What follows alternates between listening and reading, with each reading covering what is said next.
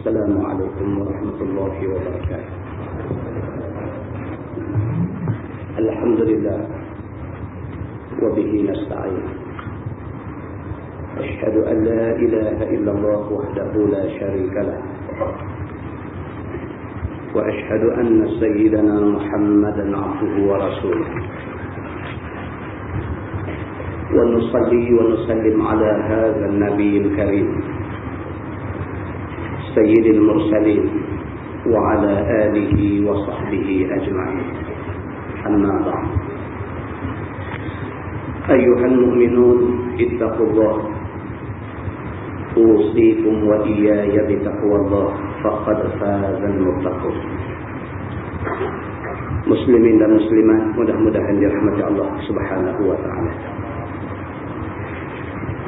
Di dalam sebuah hadis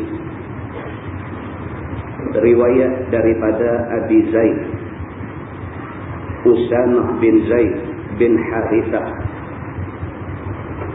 hamba kepada Nabi sallallahu alaihi wasallam, wa hibbihi wa bani hibbihi radhiyallahu anhuma qala arsalat bintun Nabi sallallahu alaihi wasallam anna bani qad ihtudira fashhadna fa arsala yuqri'u as-salam wa yaqul inna lillahi ma aqada wa lahu ma a'ta wa kullu shay'in 'indahu bi ajalin musamma faltasbir wal tahtasib. فأرسلت إليه تقسم عليه لا يأتينها، فقام النبي صلى الله عليه وسلم ومعه سعد بن عبادة ومعاذ بن جبل وأبي بن كعب وزيد بن ثابت ورجال رضي الله عنهم. فرفع إلى رسول الله صلى الله عليه وسلم الصبي فأقعده في حجره ونفسه تقطع ففاضت عيناه فقال سعد يا رسول الله ما هذا؟ فقال النبي صلى الله عليه وسلم هذه رحمة جعلها الله تعالى في قلوب عباده، وفي رواية في قلوب من شاء من عباده، وإنما يرحم الله من عباده الرحماء، أو كما قال متفق عليه. Hadis ini diriwayatkan daripada cucu angkat Nabi, nama dia Usamah bin Zaid. Bapa dia Zaid bin Harithah, anak angkat Nabi.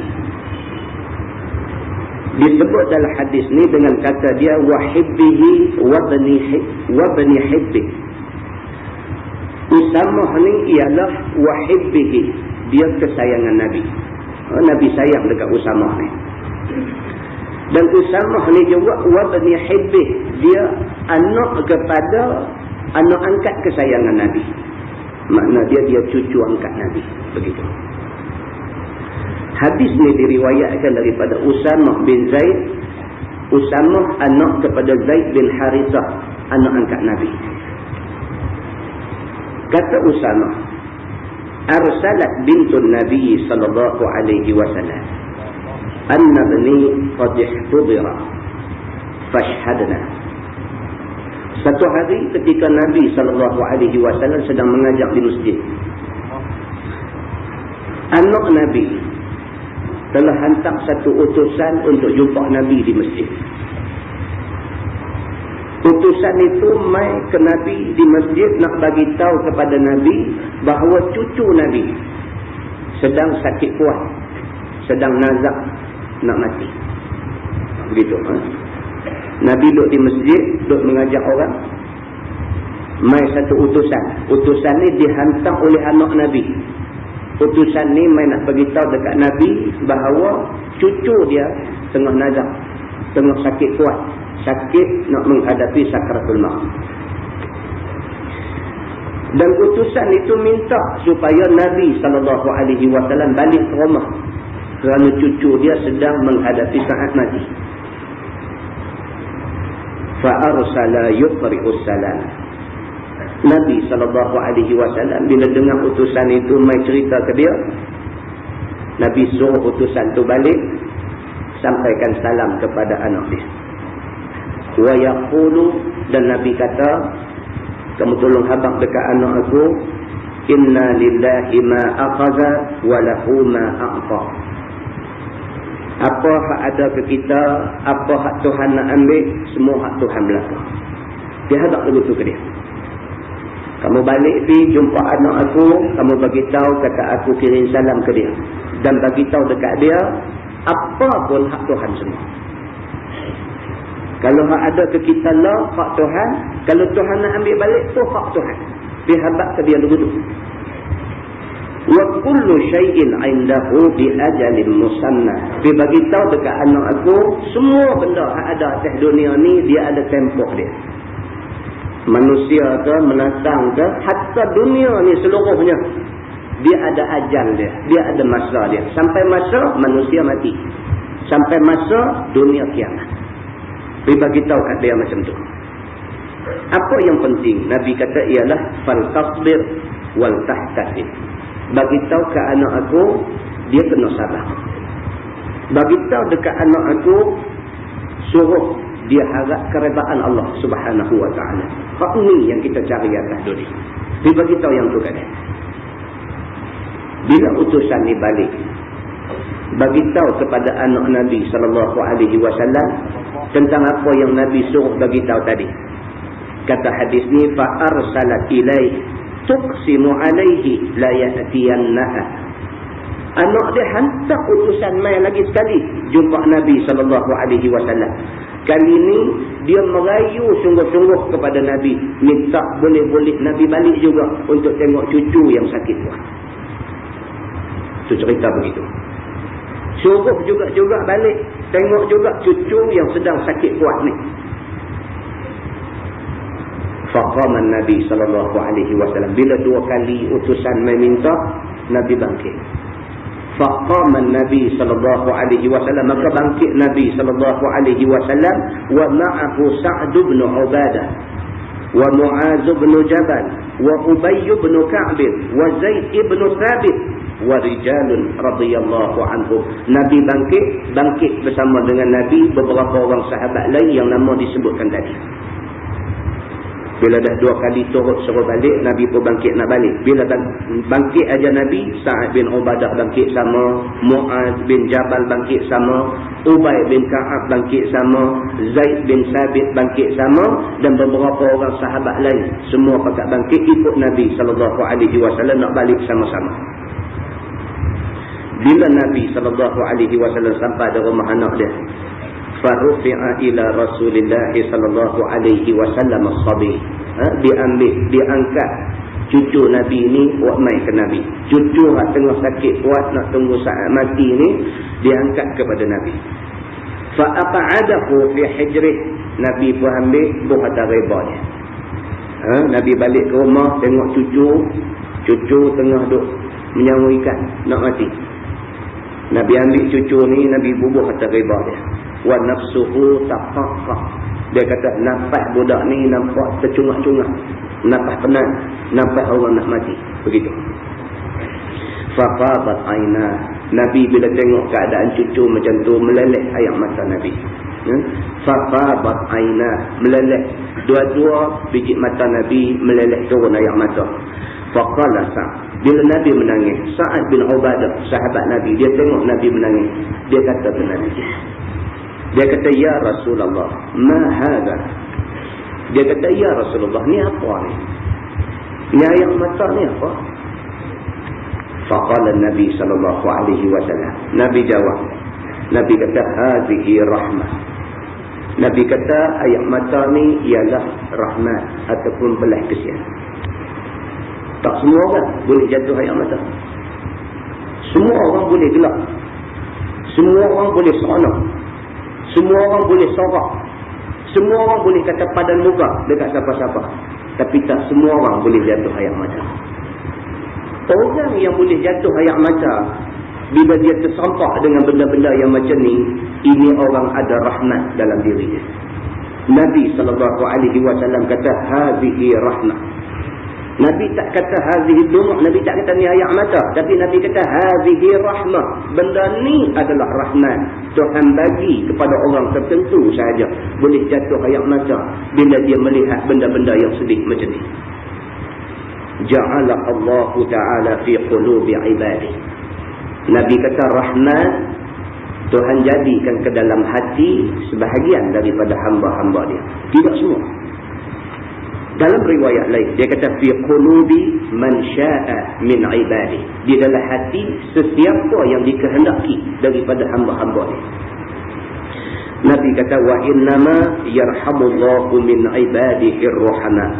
Dan sesungguhnya Allah Subhanahu wa taala kasih kepada hamba-hamba dia yang ada sifat belas kasih. Hadis itu hadis sahih muttafaqun alaih. Muslimin dan muslimat yang dirahmati Allah sekalian. Ujian, cobaan dan sebagainya akan menimpa sesiapa sahaja. Dan ini kita kena ingat. Hari ini ada orang kena. Kita jangan rasa orang tu saja kena, kita tak kena. Kita tak tahu hari apa kita nanti kena. Manusia selagi tak kena uji, dia tak boleh bukakan cin baju, kupui dada. Kata dia orang yang tahan. Kerana dia belum kena uji. Mana-mana manusia yang kena uji dan dia boleh tahan dengan ujian, mudah-mudahan rahmat Allah Subhanahu wa taala melimpah kepada dia. Di dalam sebuah hadis riwayat daripada Abi Yahya Suhaib bin Sinan radhiyallahu anhu, kata dia qala Rasulullah sallallahu alaihi wasallam, ajaban li amril mu'min, inna amrahu kullahu lahu khair. وليس ذلك لأحد إلا للمؤمن إن أصابته سراء شكر فكان خيرا له وإن أصابته ضراء صبر فكان خيرا له أو كما قال. hadis riwayat Imam Muslim. Nabi SAW bersabda, Nabi kata ajaban li amril mu'min. Maksud dia amat mengherankan keadaan orang yang beriman. Nabi kata ajaban, sungguh ajaib. Dia kata cukup pelik. Dia kata orang yang beriman cukup pelik. Inna amrahu kullahu lahu khair. Nabi kata apa keadaan pun baik bagi orang yang beriman. Ini yang kata orang beriman pelik. Orang ni kalau dia beriman, dia dianugerahkan kesenangan pun nampak dia okey, dia ditimpa musibah pun nampak okey. Ini kebaikan yang ada pada orang yang beriman. Nabi kata hal keadaan macam mana pun dia okey. Dia tak seronok lompat sampai beretuh siling kalau sekiranya dia mendapat nikmat, dan dia tak sedih sampai merosak diri sendiri kalau dia ditimpa musibah. Orang yang beriman, Nabi kata inna amrahu kullahu lahu khair. Orang yang beriman itu apa keadaan pun baik bagi dia. Nabi kata walaysa zalika li ahadin illa lil mu'min. Nabi kata keadaan yang macam tu tak ada pada orang lain melainkan pada orang yang beriman. Orang kalau tak beriman, bila Allah test dengan kesenangan, rosak. Dengan kesenangan tu, rosak dia. Lupa tikap semayang. Sebaliknya, kalau Allah test dia dengan susah, susah ni membinasakan dia. Orang yang beriman, main test macam mana pun, dia tahu Allah ada. Selagi mana dia yakin, dia berdiri, dia akan jalan Allah dan Rasul, dia tak akan rasa susah hati. Kata dia in asabathu sarra syakar. Nabi kata kalau sekiranya dia dapat kelapangan hidup, dia syukur pada Allah. fakana khairan lah, maka kelapangan hidup itu baik bagi dia. Syukur dia, Allah bagi dia senang hidup. Dia syukur banyak-banyak pada Allah. Kesenangan hidup itu khairan lah, baik bagi dia. Wa in asabathu darra, tapi kalau sekiranya dia ditimpa mudarat ataupun kesusahan, sabar. Dia sabar saja dengan kemudaratan itu. Fakana khairan lah, dan mudarat itu merupakan kebaikan bagi dia. Muslimin dan muslimat yang dirahmati Allah sekalian. Kita mengaku kata kita mazhab Syafi'i. Tuan-tuan tahu Imam Syafi'i? Yang kata imam mazhab kita ni, Imam Syafi'i ni siapa dia ni?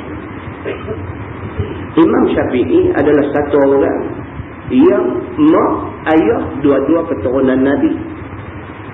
Ni yang kata Imam Asy-Syafi'i.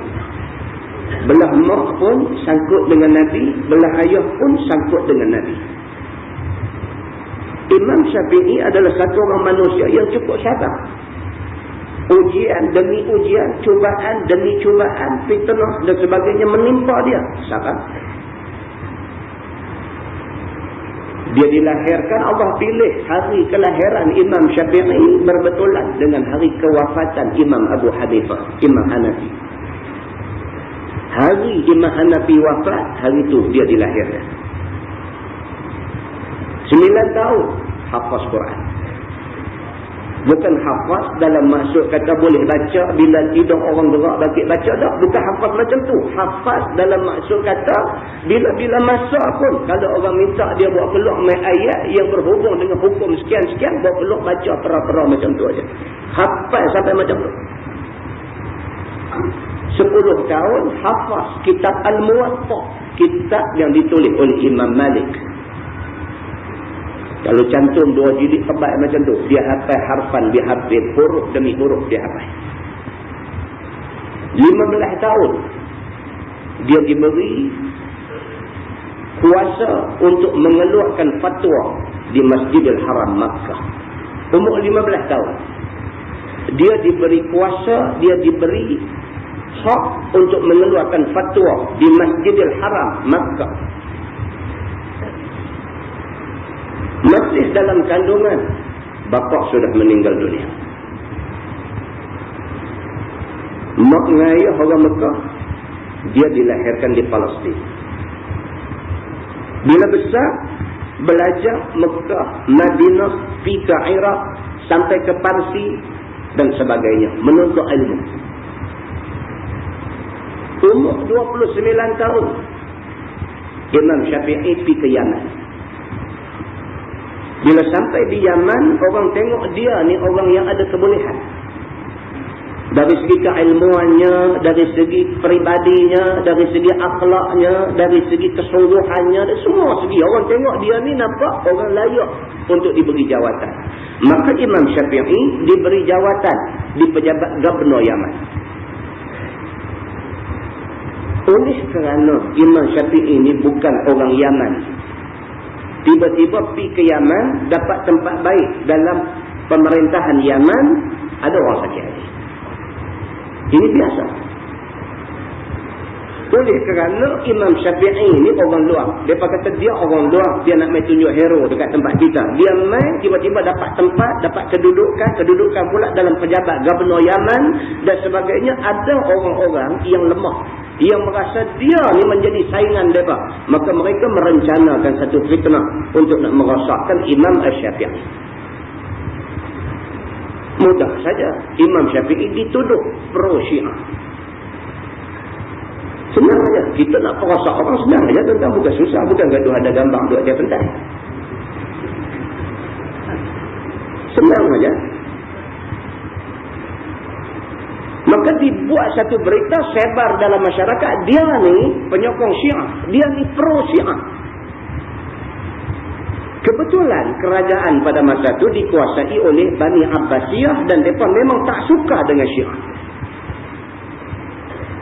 Maka akhirnya Imam Asy-Syafi'i dibawa ke depan Gubernur. Gubernur tanya dia. Dia kata, tak, saya tak sokong Syiah. Saya tidak pro Syiah.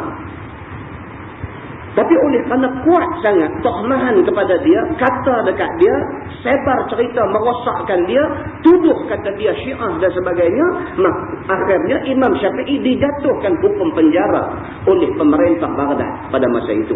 Dia dipenjarakan di Yaman. Imam Syafi'i yang dipenjarakan di Yaman itu dalam bulan Ramadan, dalam bulan puasa, dibawa dia daripada Yaman, bawa pergi ke Baghdad untuk dibicarakan di depan Khalifah Harun Ar-Rashid, Khalifah kelima bagi kerajaan Bani Abbasiyah. Daripada Yaman, bulan Ramadan, dalam bulan puasa, dalam keadaan Imam Syafi'i berpuasa, dia dibawa daripada Yaman ke Baghdad dalam keadaan disuruh berjalan kaki, kaki berantai besi. Dia berjalan daripada Yaman ke Baghdad 2 bulan perjalanan baru sampai di Baghdad. Bila sampai di Baghdad, bekas kaki dia tu berdarah ni sampai berlekuk kaki dia. Semata-mata kerana satu tohmahan yang tidak benar.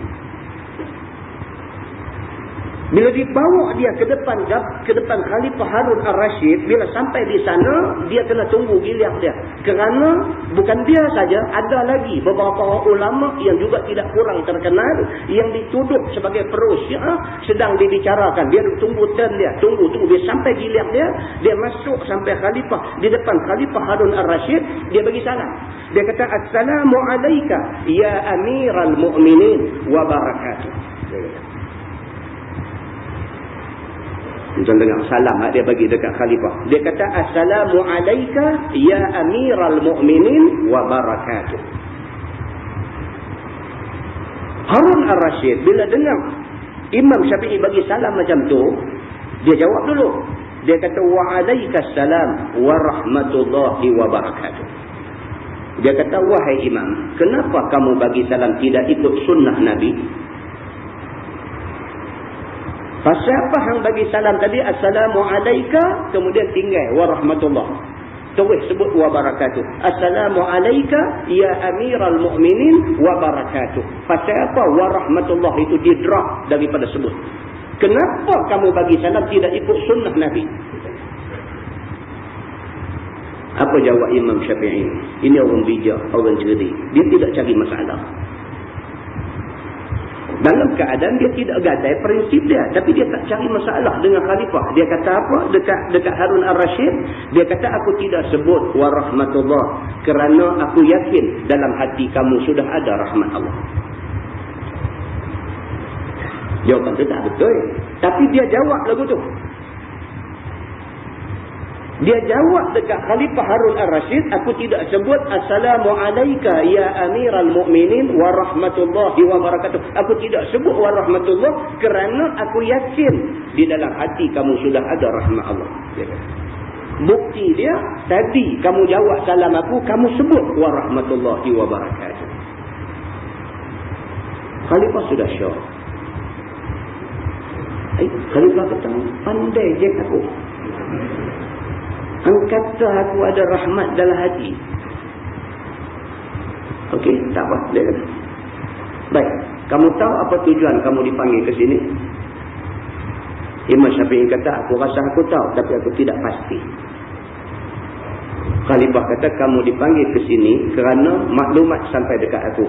Kamu ni penyokong Syiah." Imam Syafi'i terus di depan khalifah dia baca ayat Quran. A'udzubillahi minasyaitonirrajim. Ya ayyuhallazina amanu in ja'akum fasiqun binaba'in fatabayyanu an tusibu qauman bijahalah fatusbihu ala ma fa'altum nadimin. Sadaqallahul azim. Depa Arab faham tu ya. Wahai orang-orang yang beriman, kalau mai dekat kamu satu orang bawa berita, fatabayanu, cek bagi habis. Tanya habis-habis dulu, ambil tahu sebenar ujung pangkai cerita macam mana, apa sebenarnya,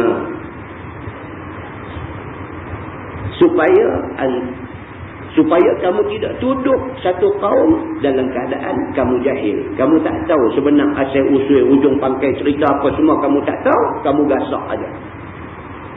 fatusbihu ala ma fa'altum nadimin. Maka jadilah kamu kerana sifat melulu, tuduh dan sebagainya ini, kamu jadi orang-orang yang nadimin, orang-orang yang menyesal. Khalifah bila dengar penjelasan macam tu,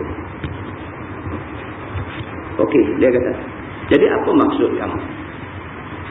Imam Syafi'i kata, ya Amirul Mukminin, mak aku, ayah aku, keturunan Nabi SAW. Kalau kerana aku sayang kepada Nabi dan sayang kepada Ahlul Bait, sayang kepada ahli keluarga Nabi yang berlebihan, kerana sayang aku yang lebih kepada Nabi dan keluarga Nabi ini, maka kerana tu aku dituduh Syiah, aku reda orang kata aku Syiah. Kalau kerana tu, kalau kerana aku sayang Nabi, kalau kerana aku bila bercakap aku duk sebut kata kita kena sayang keluarga Nabi, kalau kerana aku selalu duk ulang sebut hadis Nabi, kalau kerana tu hampa nak kata aku ni Syiah, dia kata aku reda, satu dunia kata aku Syiah. Dia kata. Harun Ar-Rasyid ni bukan orang bodoh. Bila dia tengok ayat muka kawan ni, dia tengok penjelasan kawan ni, dia faham. Dia kata, Imam, kamu main duduk sebelah aku. Apabila dia kata kamu main duduk sebelah aku, kawan nak duduk tabung garam nak pelingkup dia, radang tak kira. Radang tak kira lah. Apa ni kita nak pelingkup dia pergi jadi elok pun dah. Sakit hati. Khalifah kata, main kamu duduk sebelah aku. Khalifah tanya dia beberapa soalan-soalan sebagai nak menguji kebolehan dia. Dan dia jawab kerana Allah. Terus Khalifah kata ke dia, wahai Imam, sekarang aku tahu siapa kawan, siapa musuh. Khalifah kata, aku mau kamu berada di sebelah aku. Kamu nasihat aku dalam urusan-urusan agama. Ini ujian, tuan-tuan. Ini ujian. Banyak kalau kita nak bawa contoh ujian, berbagai-bagai tu ada. Dia main cara kasar, dia main cara lembut, dia main cara nak kasar tak kasar, nak lembut tak lembut, dia main macam-macam. Yang pentingnya ialah jarum kompas tunjuk betul. Tunjuk kepada Allah dan Rasul. Kita hidup atas dunia tak ada lain. Illa btira'a wajhi rabbihil a'la. Melainkan kita nak mencari keredaan Allah, Tuhan yang maha tinggi. Dan mudah-mudahan Allah redha kepada kita. Mudah-mudahan Allah Subhanahu wa ta'ala jauhi kita daripada benda-benda yang tidak baik. Kerana benda tidak baik ini tidak ada tempat di dalam agama. Mudah-mudahan Allah bagi petunjuk dengan mukadimah kita pada malam ini, insyaAllah. Kita menggunakan Bahrul Mazi pilih 17.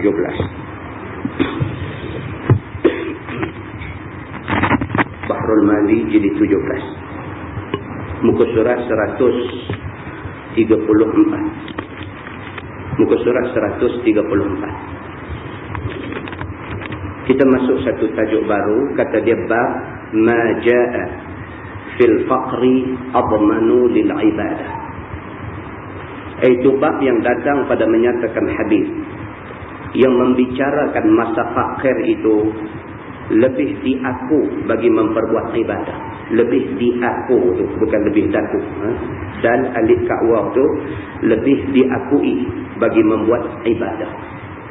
Maksudnya ialah tajuk malam ni dia nak bagi tahu kat kita, kalau kita ni tak kaya sangat, lebih baik kerana kita ada lebih banyak masa untuk buat ibadah. Kalau kita ditakdirkan jadi orang yang terlampau kaya, kita habis masa nak buat ibadah, tak ada masa nak buat ibadah. Ketahuilah saudaraku, banyaklah orang menyangka bahawasanya apabila kaya dan apabila banyak harta, maka senang dia buat ibadah dan senang nak berdamping diri kepada Allah. Banyak orang ingat macam tu, dia kata. Dia ingat bila duit banyak kita boleh buat pahala banyak. Banyak orang ingat macam tu, dia kata. Maka fikiran dan sangka yang demikian itu tidak betul dia. Yang tu tak betul, dia kata. Tak betul. Kerana bagaimana boleh dikatakan boleh kuat beradab kepada ibadah dan boleh senang hati? Bukankah pada masa berharta itu mau memelihara harta dan kekayaan itu? Dia kata main nak senang ke mana? Bila harta banyak masa habis nak kelola harta. Kita buat menjaga baik. Kalut kan dengan duk jaga baik. Tak lagi baik apa saya pancit tang mana kita nak kena turun pi. Tak lagi tengah-tengah duk mengaji elok-elok di masjid ni apa semua. Handphone bunyi satu macamnya, buka tengok dari bawah telefon angkat awak kata ni baik bangkit keluar pi. Tak selesa nak buat ibadat. Itu contoh menjaga baik. Menjaga cak kuih tiaw pun macam tu juga. Baik tu besar sangat. Cak kuih tiaw pun sopat tu juga. Lagi kalut daripada menjaga baik. Nak main mengaji orang tak makan kuih tiaw. Kita nak goreng kuih tiaw, kita tak mengaji. Jadi ceritanya lagi besar menjaga, lagi banyak gangguan kita nak buat ibadat. Maka sekiranya tidak dipelihara akan dia, tentulah akan kembali jadi fakir. Harta ni kalau kita tak pandai manage, kita tak pandai nak manage, nak urus harta kita, habis. Dah. Lah musim ekonomi tak apa cantik. Walaupun bonus dapat, ekonomi tak apa cantik. Kelang tutup, budak kena buang kerja dan sebagainya. Hak peringkat manajemen atas-atas no. Apa dia panggil VHS ke apa ke, dibagi pilihan ambil duit 150,000, get lost dia kata. Get lost. Mau ambil pergi nak pergi jadi collect bas ke, nak pergi buat apa, ambil 150,000 pergi. Duit 150,000 ni nampak banyak, tapi dengan tak ada kerja ni, hari-hari duduk cangkui, tak ada tembak lah. Jadi dapat duit 150,000 nak kena pandai generate duit tu pula. Dia 150 nak pergi jadi banyak mana dan sebagainya. Ni cerita nak generate duit, cerita nak invest duit, ni cerita ni semua memerlukan masa. Saya kata, lagi banyak duit, lagi banyak masa. Kita tak spend masa untuk nak urus benda ni, kita menghadapi kemungkinan jadi fakir balik. Duit tu cangkui-cangkui habis. 150,000. Beli perotong wajah sebiji, tinggal puluh-puluh je lah. Puluh-puluh nak beli rumah semi-D pun tak lepas dah. Habis. Cerita dia kembali fakir. Cerita dia macam tu. Maka pada masa memelihara harta dan mengurusnya dan berbimbang dengan kesedapannya itu, bolehkah membuat ibadah? Dia kata bila kita duk sibuk dengan duk atok harta ni, dan ke? Dia kata nak buat ibadah. Dan ke? Dia tanya kita. Kita jawablah. Dan ke? Tentang tu saya kata urus harta, urus anak pun tak ada mengaji. Dia anak darjah 6 seorang, anak tingkatan 3 seorang, anak tingkatan 5 seorang. Kan? Anak darjah 6 tuition hari Senin dengan Selasa malam. Anak tingkatan 3 tuition hari Rabu dengan Khamis malam. Tak mengaji. Pergi hantar anak tuition, tak lagi pergi nak ambil anak balik tuition. Tak mengaji. Tu anak 3 orang, tak ada mengaji. Ni pula ada 3 supermarket. Ini yang dia nak bagi tahu dekat kita. Dia kata bukankah waktu-waktu itu habis ataupun banyak dia ambil untuk mengurus harta itu, maka bolehkah peluang itu beradab kepada ibadah? Dia kata boleh. Oleh kerana sibuk macam tu, dan ke nak buat ibadah? Dia tanya. Jadi lagu cikgu lah, okey lah. Dan pagi pergi sekolah, tengah hari balik. Kan, petang sementara nak sembahyang asar dan raih buku budak-budak sikit sebanyak dan sebagainya. Dah lepas asar apa tengok kitab apa lebih sikit, malam main masjid. Cukup cantik lah. Terus cari penyakit lain. Dia begitu. Kan? Bersalahan masa fakir dan tidak berharta, maka banyaklah luang masa yang kosong itu. Kalau orang tak ada kerja apa, tak ada apa nak buat, tak tahu nak buat apa, hantar email pergi dekat internet, kata apa kita nak kata, tak ada kerja, tak ada kerja, kata nak buat apa lagi aku boleh buat. Print keluar apa yang ada dalam internet, tolong sebar di masjid bagi orang pakat-pakat baca. Tak ada kerja, cari kerja. Dia macam tu. Soal hak dia buat tu betul tak betul dan sebagainya, dia menyambung benda tu bagi lagi ramai orang tahu benda tu betul dia. Itu soal lain. Itu soal lain. Soalnya dia tak nak kerja. Itu masalahnya. Dia kata boleh diisi semua peluang yang kosong dengan apa? Ibadah badan atau ibadah lidah atau ibadah hati. Sepatutnya bila ada masa ni, buat benda yang boleh dekat diri kita dengan Tuhan. Kadang-kadang buka Quran baca, setidak-tidaknya ada pahala. Setidak-tidaknya beli buku agama. Kita duk dapat duit gaji tiap-tiap bulan, tak ada ke peruntukan. Sebulan ambil RM10 misalnya, habis beli buku-buku agama. Banyak ada di kedai lah ni. Baca buku-buku tu. Kita jadikan hidup kita ni memegang falsafah cermin muka. Bukan falsafah cermin mata. Kita ambil cermin muka tak depan, tengok diri kita, perhati daripada atas ke bawah, kita ni lebih mana, okey tak okey lagi. Suluh tengok anak-anak kita di rumah ni 5 orang ni, semua boleh baca Quran dah kah? Hai, tuan-tuan jangan bawa pasal benda ni. Yang ni Tuhan tanya kita. Yang ni Tuhan tanya kita.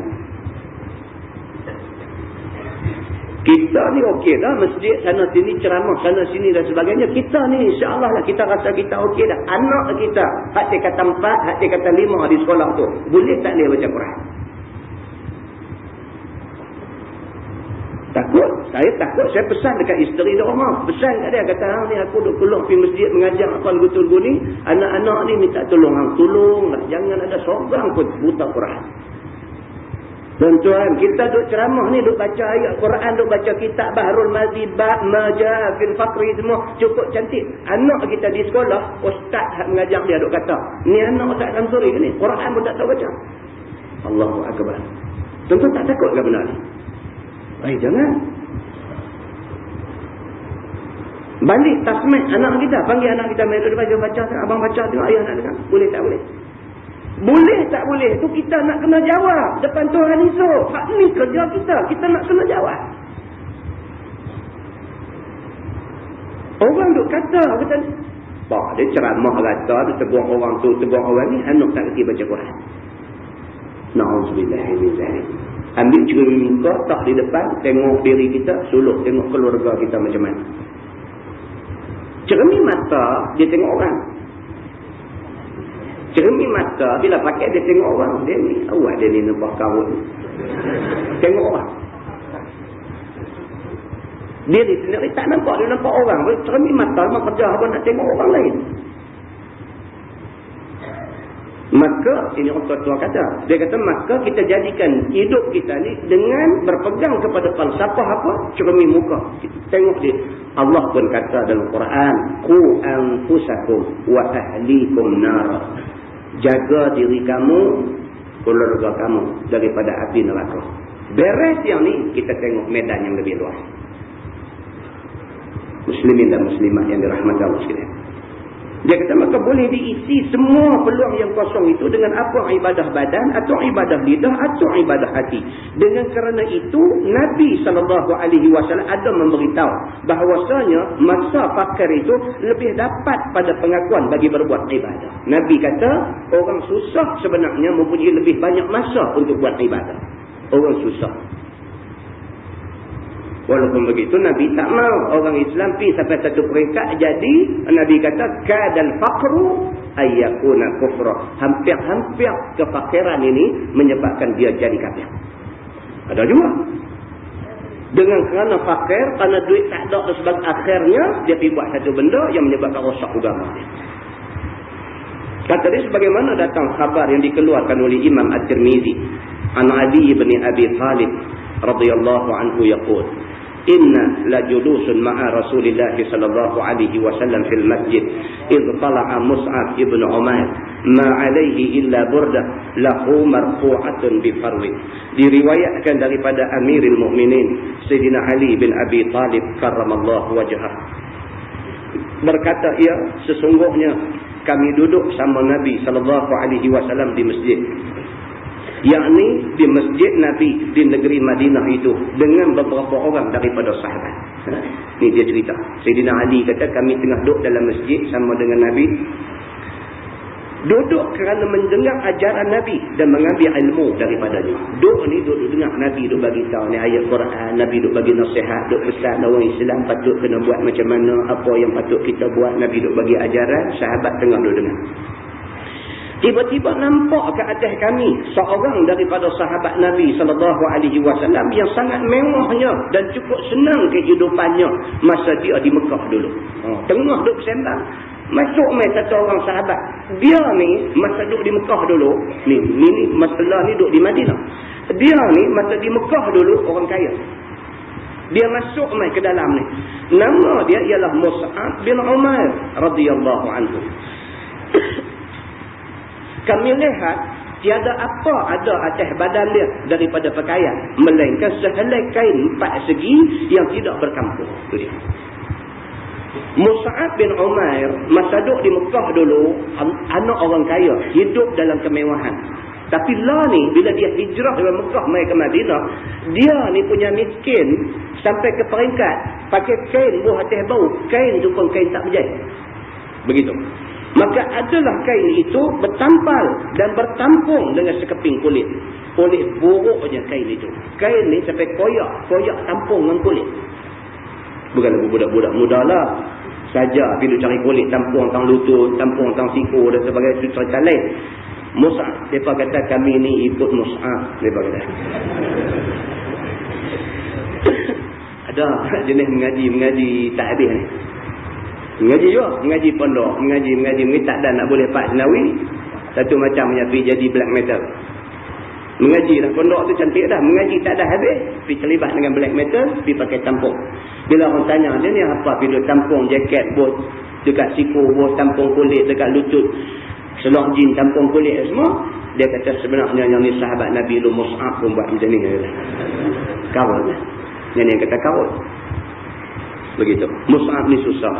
Kerana susah tu sampai tampung, tempat cari ni tampung dengan kulit.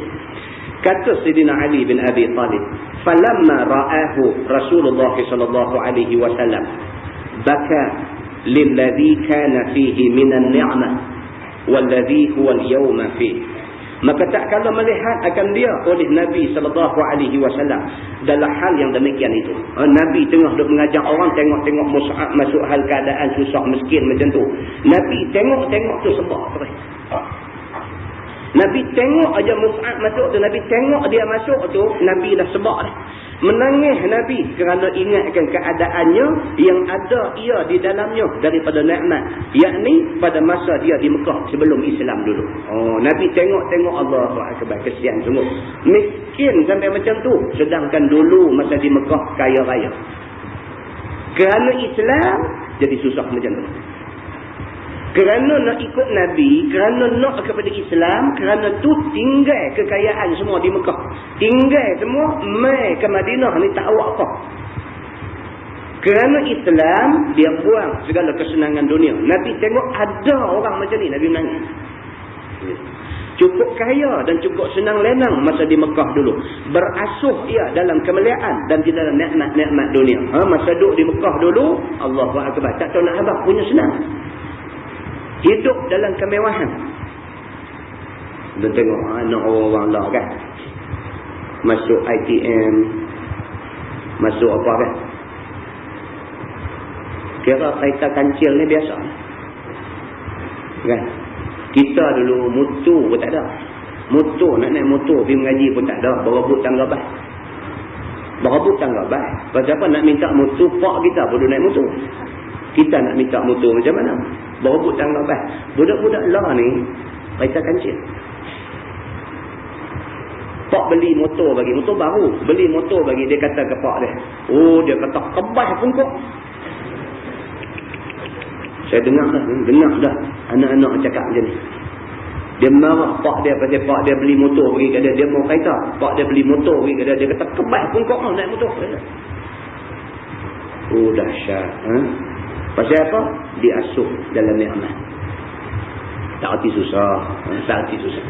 Begitu. Ada melihat Nabi akan halnya yang ada ia pada hari ini, yakni hari dia sudah masuk Islam ini, dengan sehabis-habis miskin dan sehabis-habis papanya dia. Nabi tengok dia hari tu, hari Nabi duduk di masjid dia masuk tu, hari tu Nabi tengok dia, Allah punya miskin. Kesian sungguh. Kesian sungguh tengok keadaan dia. Maka kesihan Nabi akan halnya itu. Serta sukacita hatinya melihatkan kuat sabarnya atas halnya itu di dalam masa Islamnya. Cuma Nabi rasa bangga pasal apa? Pasal dia sanggup tinggal kekayaan di Mekah kerana Islamnya. Nabi bangga kat dia pasal itu. Begitu. Summa qala Rasulullah sallallahu alaihi wasallam, kaifa bikum idza ghada ahadukum fi hullah wa raha fi hullah wa wudi'at baina yadayhi sahfah wa rufi'at ukhra وَسَتَرْتُمْ بُيُوتَكُمْ كَمَا تُسْتَرُ الْكَعْبَةِ. Kemudian sabda Nabi SAW,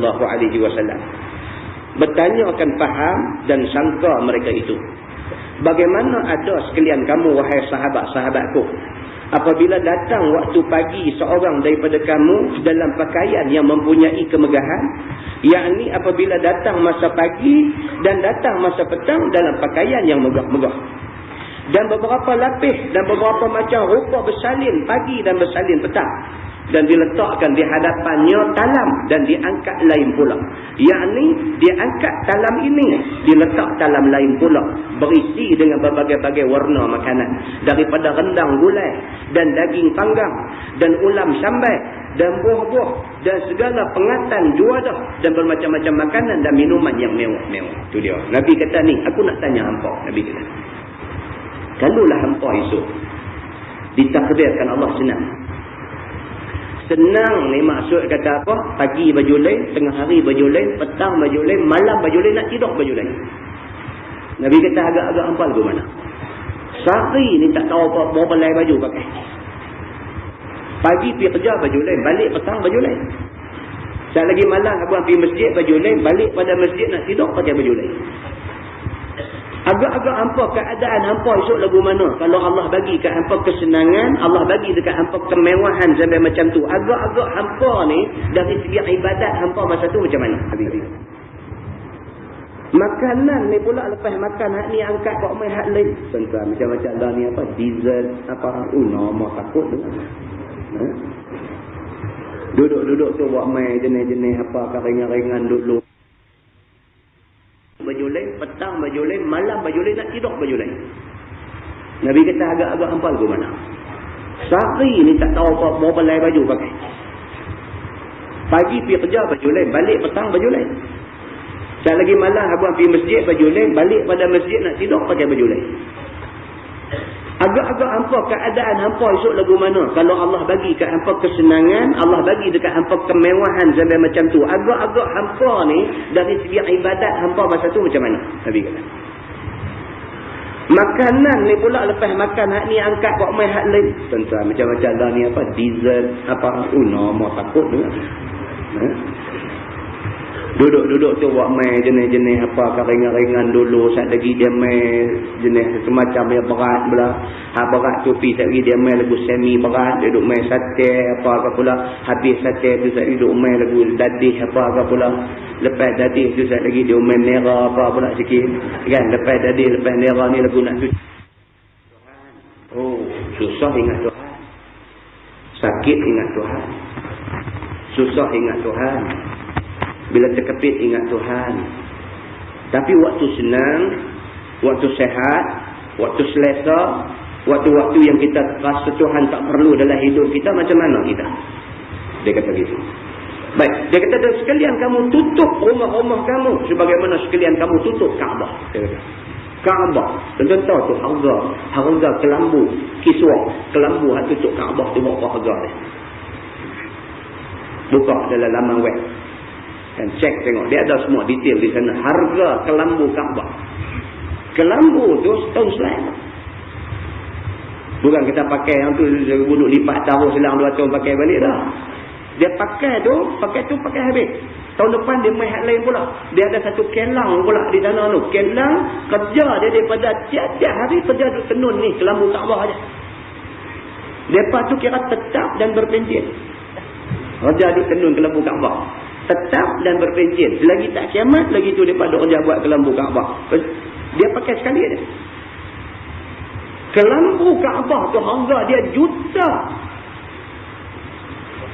Maka Nabi SAW dia buat contoh ni. Dia kata rumah kamu ni punya cantik. Dia kata macam mana rumah yang ditutup dengan kelambu Kaabah. Tiang Roman saja sebiji tak tahu apa harga. Kan? Belum rock garden lagi. Belum macam-macam. Kalaulah Nabi kata kamu ditakdirkan duduk dalam keadaan macam tu, pakai baju ni sari tak tahu berapa lai, makan ni tak tahu berapa hidang, orang duk angkat, orang main bubuh lima pudin nak makan pudin ni, ada 5 ketui pudin, kita ambil satu je, dia ambil kopi, wak main 5 penuh balik. Kasar betul. Kita ambil satu tak boleh dah angkat kopi, wak main 5 balik, kira duk penuh sedia. Kalau ditakdirkan kamu duduk dalam keadaan macam tu, macam mana agak-agak tahap ibadat kamu dengan Tuhan? Nabi tanya sahabat dia macam tu. Yang ni ditaruh tabir segenap tingkap dan segenap pintu. Tiap-tiap pintu tingkap ni ada ketan. Orang lah kata ketan. Ada kawan saya buat rumah, habis 200,000 lebih. Tiap-tiap rumah baru teringat, untuk ketan tak ada peruntukan. Rumah 200,000 lebih, punya cantik. Jalan ambil cadar gantung dulu kat tingkap. Pasal apa? Duit habis dah. Dia kata tak ada duit dah. Nak buat tudung tingkap pun tak ada duit dah. Silap bajet. Tak teringat. Dia kata bila tiap rumah nak kena pakai ketan. Ketan tu saja, dia kata Allahu Akbar. Tak tahu. Ribu harga ketan saja. Kalaulah kamu duduk dalam keadaan macam tu, Nabi kata, dan dihias rumah kamu dengan bermacam-macam kelengkapan yang elok-elok. Bukan macam rumah kita. Rumah kita ni ada yang hujan tu, kira ada cukup ni lah kan. Pagi-pagi boleh buka air hangat, mandi cukup baik dah. Air hujan RM285 harga.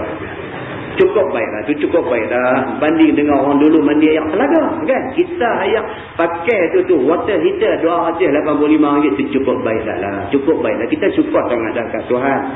Orang lah dia pakai jacuzzi, dia panggil jacuzzi tuan-tuan. Kalau dia tunjuk kat kita, jadi jakun kita ni. Jadi tengok jacuzzi tu kita boleh jadi jakun. Dia masuk duduk lagu nak bulat tak bulat, lagu nak duduk ayam duduk kelok main duduk tumbuk rusuk, kita geduk. Sekali ngawurut, sekali dengan mandi. Jacuzzi tu saja harga belah-belah ribu. Tuan-tuan bayangkan kalau orang ni macam Nabi kata ni, rumah ni elok sampai macam tu, agak-agak tahap ibadat dia tak mana. Begitu. Maka apalah macamnya sekalian kamu apabila sampai pada masa itu. Tu Nabi nak kata, kalaulah hampa dapat semua aku sebut tadi ni, agak-agak hampa ke mana? Semayang malam boleh bangkit tak? Nak tanya tu ya, semayang malam boleh bangkit tak? Bukan tak jaga pasti sedar ayat liang. Dia ada penyakit penat. Ada penyakit penat kan boleh sedar ayat liang tak lagi, biji mata putih pula tu tarik ni.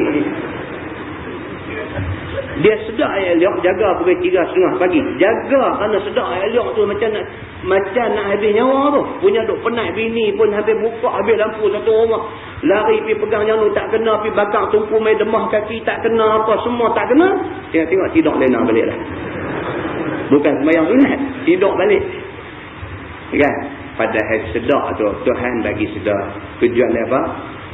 Ingat saklah kan, seminggu sekali mungkin sembahyang sunat malam, takkan tak boleh. Seminggu sekali. Tuan-tuan, kita kadang-kadang kita jadi jahat ni. Kita jadi jahat pasal kita tak ada amalan ni. Kita mengaji kuat, dengar ceramah kuat, semangat kuat, ibadat kuat. Kadang-kadang kita jadi jahat. Pasal apa? Benda-benda ni yang tarbiyah kita. Tuan-tuan dengar ceramah, dia bukan tarbiyah, dia bagi satu pendedahan dekat kita. Tuan-tuan main mengaji belum tarbiyah lagi, dia cuma bagi input ilmu saja kat kita. Tapi hak nak jadi tarbiyah, hak nak jadi didikan kepada kita, sembahyang malam, puasa sunat, baca Quran, zikrullah, yang ni tarbiyah. Orang yang boleh buat benda ni, yang boleh istiqamah buat benda ni, insya-Allah dia baik. Dia tak gamak, dia nak buat benda jahat, dia tak gamak, dia nak buat benda yang tak betul, dia tak gamak, dia berasa malu dengan amalan yang ada dalam diri dia, malu. Aku bakit sembahyang malam teruk-teruk dan sebagainya, aku nak pergi buat benda macam ni. Dia malu kepada diri dia sendiri, dia malu kepada Allah Subhanahu Wa Taala. Ini tentang ni tarbiyah. Sebab Quran pun suruh bangun sembahyang malam ni, qumil laila illa qalila, bukan hadis saja, Quran suruh bangun illa qalila, tak boleh banyak sikit pun tak apa dah, bangun buat sembahyang malam. Muslimin dan muslimat yang dirahmati Allah sekalian, bila didengar oleh mereka akan sabda Nabi SAW yang demikian, lalu dijawab oleh mereka itu. Bila Nabi dah tanya macam tu, mereka jawab, qalu ya Rasulullah, nahnu yawma'idhin khair minna al-yawm, natafarragu lil-ibadah wa nukfal ma'unah.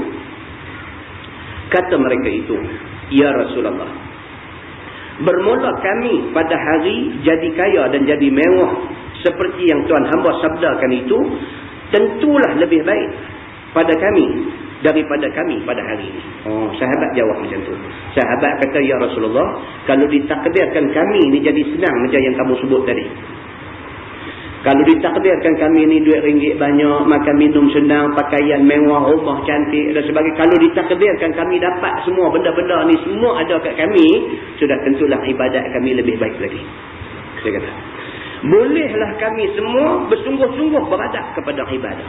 Dia kata kalau dah senang, duit ringgit semua ada, kami boleh konsentrate kepada ibadat saja. Betul kan? Itu masalahnya. Tuan-tuan, manusia tak pernah puas. Manusia, Tuhan bagi dia rambut keriting, dia lemah perut, dia suka rambut lurus. Tuhan bagi dia rambut lurus, dia pikaran bagi jadi ringkit. Ini yang kata manusia.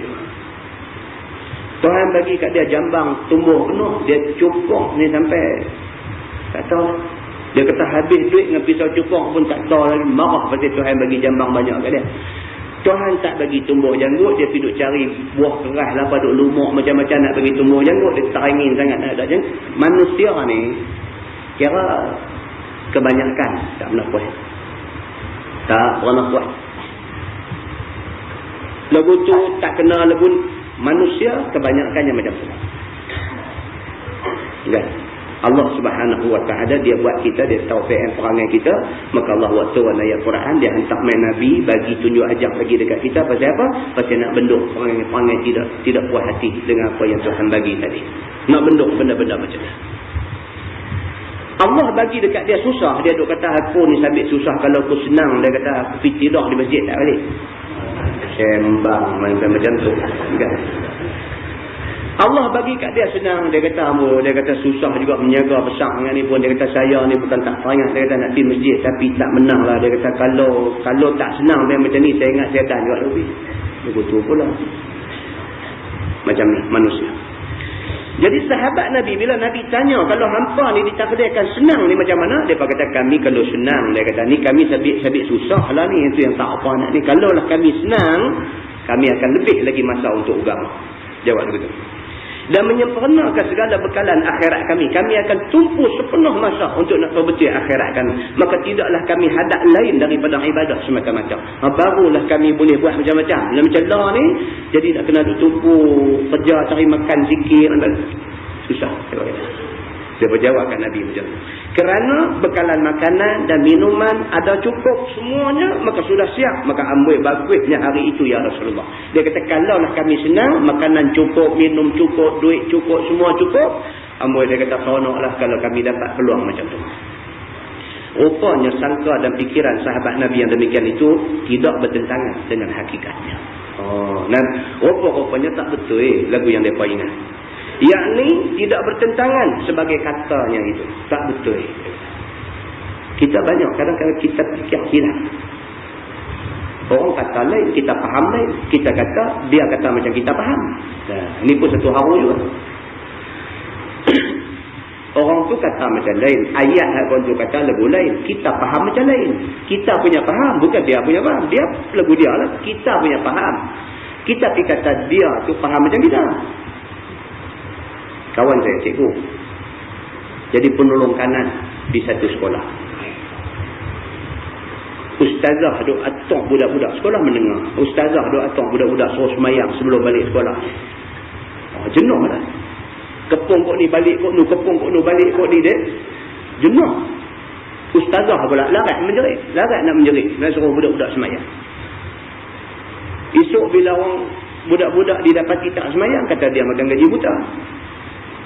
Jadi dia nak pastikan budak-budak ni reti semayang. Nak pasti tu nak kepung budak-budak suruh masuk surau semayang tu bukan kerja mudah, tuan-tuan.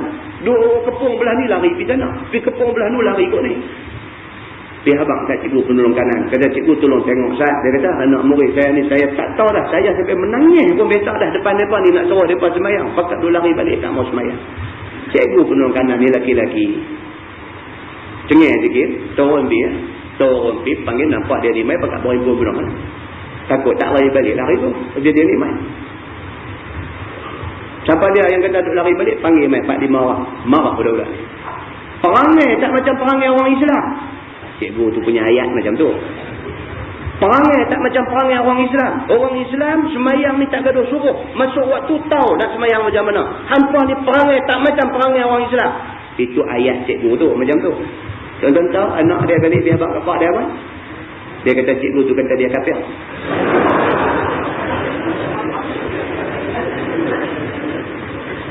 Kita patah balik. Cikgu ni kata tadi apa dia? Dia kata perangai tak macam perangai orang Islam. Tak macam orang Islam kafir ke? Nampak? Cikgu ni kata ke hang ni kafir? Tak kata pun. Budak tu punya penerimaan. Balik dia abang kapak dia. Dia kata pak dia kata, cikgu tu tadi dia kata saya kafir. Pak dengar lagu tu. Mai cari, mai sekolah cari. Nampak dah sudah. Yang ni kita takut. Kadang-kadang bila kita cakap yang ni. Lain kita cakap, lain fahaman dia, lain penerimaan dia, lain tafsiran dia, lain dia biar abang orang. Dia kata kita abang lagu dia kata. Inilah bahayanya kadang-kadang tuan-tuan. Pasal apa? Pasal tafsiran orang berdasarkan ingat orang kepada kita. Dia ingat kita ni macam mana, maka dia tafsir berdasarkan ingat dia dekat kita. Kalau dia bersih hati dengan kita, tafsiran dia cantik. Tapi kalau dia ada masalah dalam hati dengan kita, tafsiran dia nanti jadi macam-macam. Walhal, kita cakap tak silap. Memang berdasarkan ayat Quran dan berdasarkan hadis Nabi SAW. Tafsiran dia menyebabkan jadi cerita macam-macam. Muslimin dan muslimat yang dirahmati Allah sekalian. Nabi SAW kata dekat sahabat-sahabat macam tu. Dia kata, yang ni, apa yang hampa faham ni, tak bertentang langsung dengan yang sepatutnya. Maka ditunjuk oleh Nabi SAW yang sebetulnya. Dan yang akan boleh jadi, apakala kaya raya dan senang lenang. Nabi kata ni, aku nak beritahu ke hampa, kalau ditakdirkan hampa jadi orang senang, tak jadi macam yang hampa kata tadi. Sebaliknya dia jadi macam ni. Qala Rasulullah SAW, la antumul yawm khairun minkum yawma idzin. Maka jawab Nabi SAW, demi sesungguhnya pada hari ini lebih baik daripada sekalian kamu pada hari kaya raya itu. Nabi kata, dah, aku nak abang kat hampa. Lagu hampa lah ni cukup cantik dah. Lagu lah cantik dah. Nak kata sampai tak makan, ada makan. Nak kata kaya raya sampai jadi lupa kat Tuhan, tak. Tak ada seorang pun anak hampa yang mati kebolongan. Tak ada benda nak makan, tak ada. Lagu yang duk ada lah ni, Nabi kata, cantiklah. Dunia hampa pun hampa tak tinggal, akhirat hampa jaga. Lagu yang duk ada lah ni, Nabi kata, adalah yang terbaik. Bukan waktu kaya, lebih baik daripada waktu lah. Nabi kata. Kerana apabila pagi petang ada persalinan baru dan cantik, dan pagi petang sudah ada macam-macam makanan dan segenap perkara kesedapan badan, daripada makanan yang sedap dan tempat duduk yang sedap dan kenaikan yang sedap dan mempunyai rumah besar dan mahligai dan taman dan sebagainya, manakah masa dan peluang untuk nak membanyakkan ibadah? Nabi kata, hak ni mesti balik fikir. Kalau senang sangat, tak ada masa untuk kita nak buat soal agama. Tak ada masa. Tuan tahu di Singapura, ini bukan cerita kata tak pergi pakai tudung. Di Singapura, daripada dulu dah, saya biasa pergi Singapura. Kan? Di Singapura, orang Melayu Singapura majoriti kaya. Orang Melayu Singapura tak macam kita. Orang Melayu Singapura majoriti kaya. Masjid tak ada orang. Masjid tak ada orang. Sama dengan Brunei. Pergi tengok. Masjid banyak, cantik-cantik. Orang Melayu semua kaya. Kerja driver, gaji RM4,000. Ikut dolar Brunei. $4,000 Brunei kali 2 duit kita. Kerja majlis perbandaran, sapu sampah di Brunei, gaji RM2,500 ke atas. Mai duit kita nak pilih RM5,000 lebih. Tapi masjid korang orang. Tak ada kata mohon pula. Korang orang. Bukan waktu sembahyang. Ni waktu ceramah macam ni. Korang orang. Pasal apa? Pasal masing-masing tak tahu apa hal. Dia ada rumah dia. Saya nak kata kita tahu, kita nak pergi tengok rumah dia buat apa. Tapi ceritanya di masjid tak ada orang. Tapi derma lambat buat pengumuman. Lambat buat pengumuman. Kata kita ada nak buat satu majlis apa begitu, kita nak panggil orang daripada sekian-sekian tempat dan sebagainya, kita perlu belanja. Habis buat pengumuman tu, kalau pengumuman tu selepas sembahyang Isya, habis pengumuman tu, terus mai jumpa kawan buat pengumuman ni, dia kata saya tanggung semua. Dia bukan tahu nak buat apa. Dia kata dia nak tanggung semua. Dia tak tahu nak buat apa, nak tanggung tu, nak tanggung apa, nak tanggung apa nama kenduri nak buat malam tu ke, nak tanggung ceramah balik tidur rumah dia ke. Dia mai, dia kata saya tanggung semua. Seperti yang diceritakan oleh pengurusi masjid di sana. Oh, dia kata ustaz, yang ni tak ada problem. Kita sebut ni, kita baru habis sebut ni, tak lagi terus mai jumpa. Dia kata majlis nak buat ni bila, berapa bulan? Saya semua. Lepas tu pula cemburu, tak mau campak dengan orang lain. Tak mahu kalau nak kutip seorang 100, seorang 50, tak mahu. Dia seorang. Orang lain tunggu lain kali pula. Tak? Makna kata apa? Yang ni ringgit ada. Tapi, masa untuk dia bagi untuk agama tak ada. Duit dia pergi masjid, dia tak sampai masjid. Kita tak mahu macam tu. Kita tak mahu macam tu. Buat apa? Kita nak kutip duit banyak-banyak kalau orang tak mahu dekat Islam. Buat apa? Kita nak orang mahu kepada Islam. Duit boleh cari, tapi kita nak orang kepada Islam, orang sayang kepada Islam. Orang tak boleh dengar apabila ada peraturan melarang orang Islam pakai tudung. Kita tak boleh dengar. Kita tak mau dengar bila ada orang nak buat peraturan orang lelaki-lelaki tak boleh simpan janggut. Kita tak mau dengar macam ni. Sebab benda ni benda agama. Soal janggut, soal pakai tudung, soal orang nak pakai serban, ini soal agama. Walaupun pakai simpan janggut, pakai serban, ini sunat. Walaupun sunat, dia benda agama. Kita tak mahu ada orang buat main-main benda agama. Bila orang ada sensitivity macam tu, itu kita mahu. Yang ni yang kita mahu. Kita tak mahu kalau sekiranya dia sanggup bagi duit, bila main isu agama, dia tak sensitif. Kita tak mahu.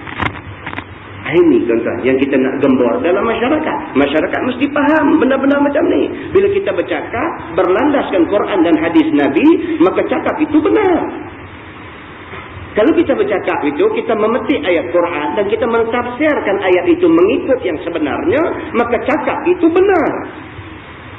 Kalau kita cakap berdasarkan hadis Nabi, hadis itu hadis yang sahih, dan kita berhujah menggunakan hadis Nabi yang sahih, maka hujah itu benar. Maka sebagai orang Islam, sebarang cakap yang bersandarkan kepada Quran dan hadis Nabi, sami'na wa ata'na. Kita kena dengar, kita kena taat. Muslimin dan muslimat yang dirahmati Allah SWT. Kita kena beza hak mana soal prinsip, hak mana wajib, hak mana sunat dan sebagainya. Sebab tu dalam agama kita ada kitab. Dia kata kitab fiqh al-awlawiyah.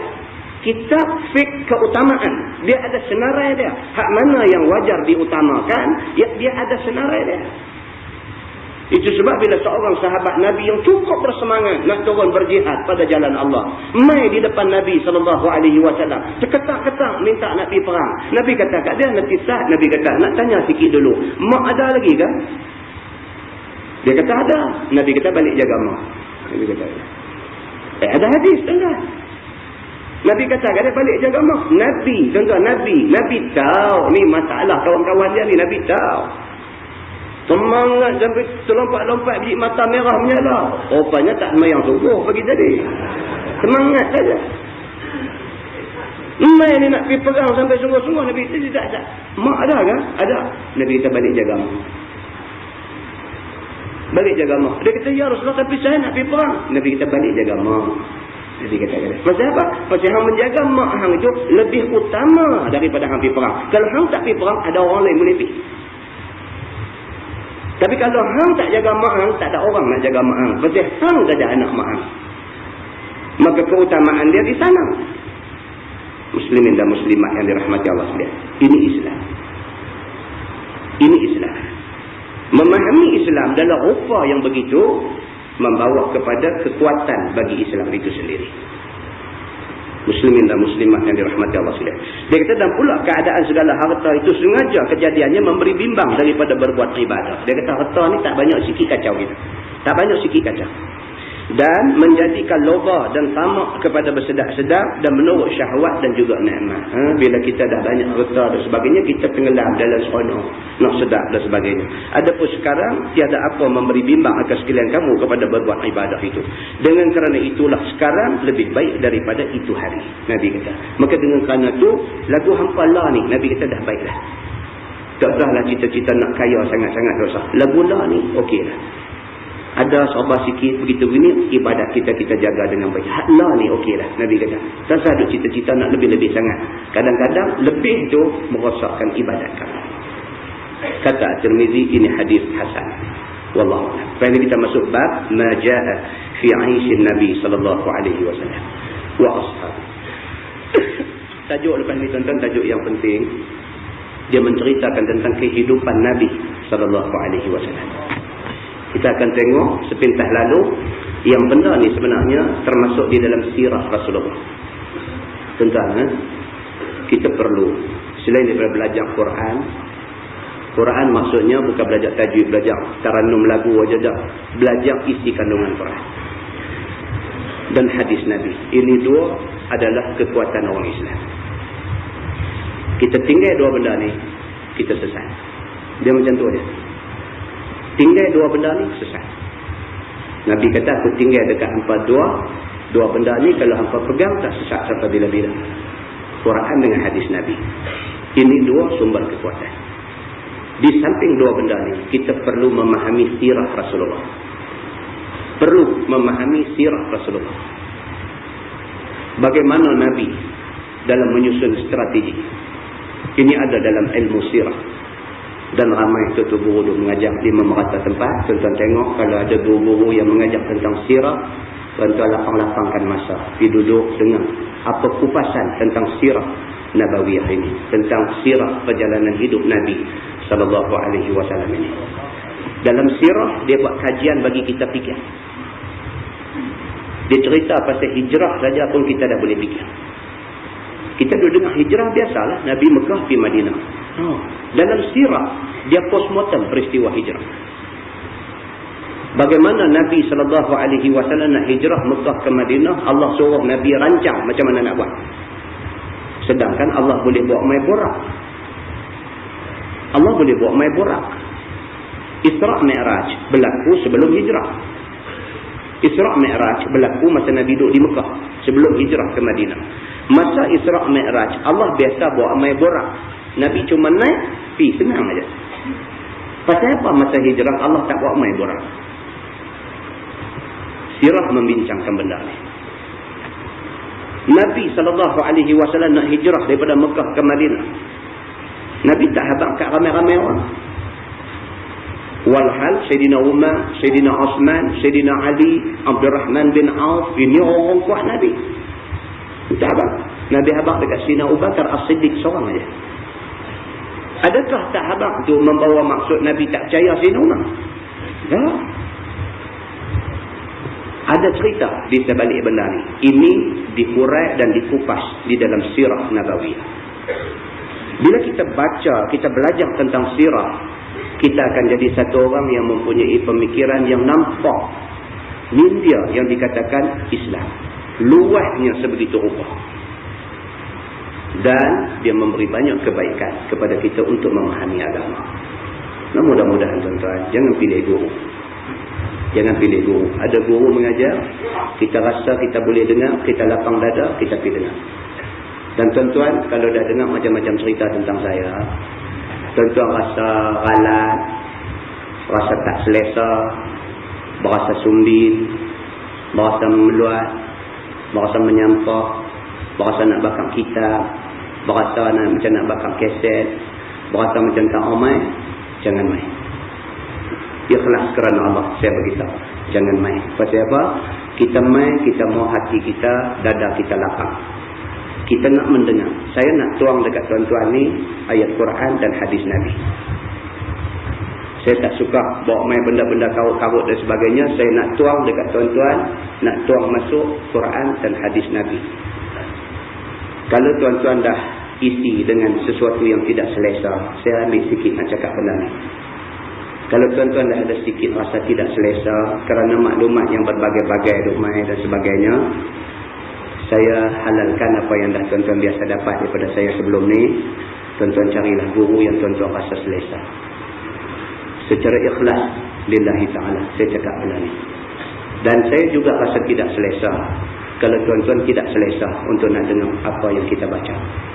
Ya macam tu tuan-tuan. Jadi saya tak marah dekat siapa-siapa kerana benda ni banyak masalah yang timbul dan tak boleh kita nak terang panjang-panjang.